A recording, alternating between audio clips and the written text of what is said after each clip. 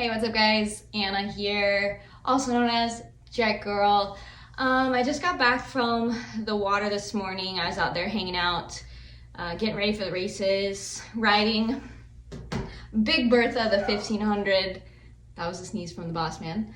I was riding the 1500 this morning. We're working on it, and I saw my buddy Steve Webster from Commander down there, and after a little bit of pleading, he let me take out the 2021 four-stroke Yamaha SuperJet that they have, and that was my first time riding it. I've been riding the 1500 all summer, so it was kind of a big difference, not only in size but in a couple other things.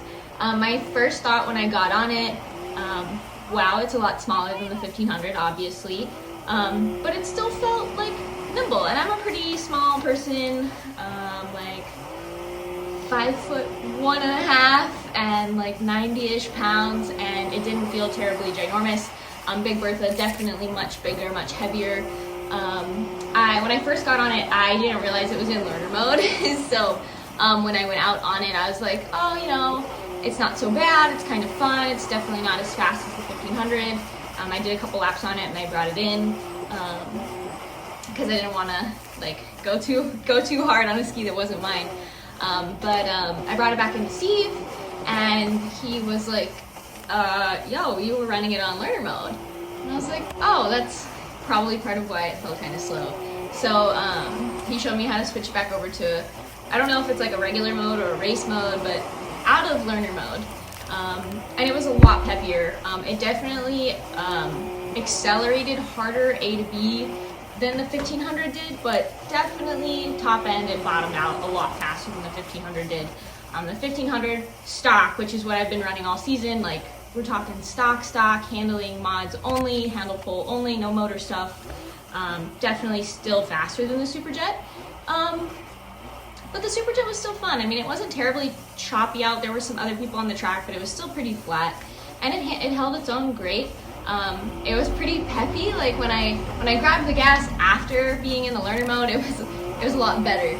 I definitely enjoyed the power on it. It was a lot more fun.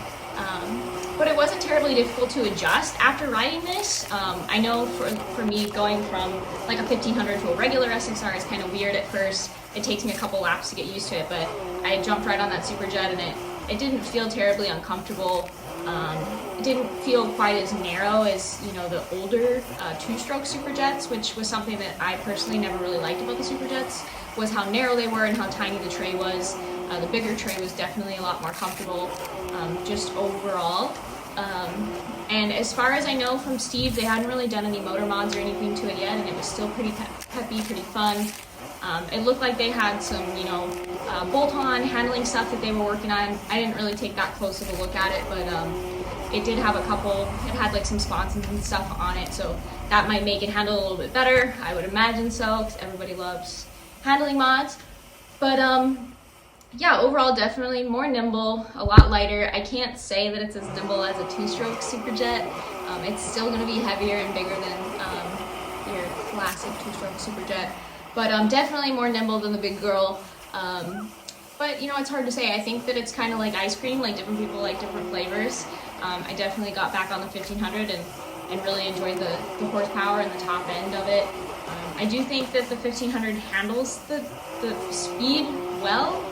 You know, the SuperJet isn't as fast as the 1500, so you can't really compare how well it handles the speed, but I'm sure, you know, people are going to come out with turbos and all kinds of really awesome motor mods for the SuperJet, so you're going to get more horsepower out of it. But as far as racing goes, you'll probably never see the 1500 and the SuperJet together, because then they're gonna, you know, add motor mods to the SuperJet to make it compare to the SXR, and then the SXR guys are gonna want more power, and they're probably just gonna keep them separate.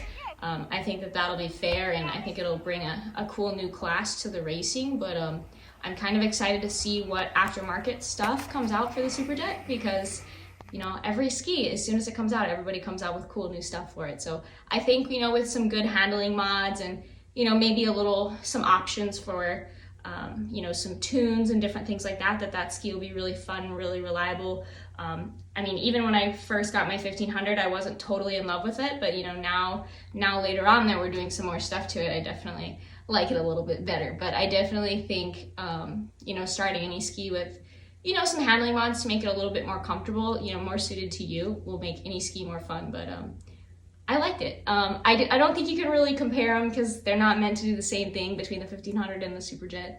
But I didn't hate it. I was on the fence. I don't know, because I've always been more of a Kawasaki person. And it's not that I hate Yamahas. I'm not like that. But I didn't know what to expect. And it wasn't terrible. But yeah, I think anybody that has a deposit on one or is thinking about getting one, you won't be disappointed. It's a jet ski, it's a stand-up, you can't go wrong, right?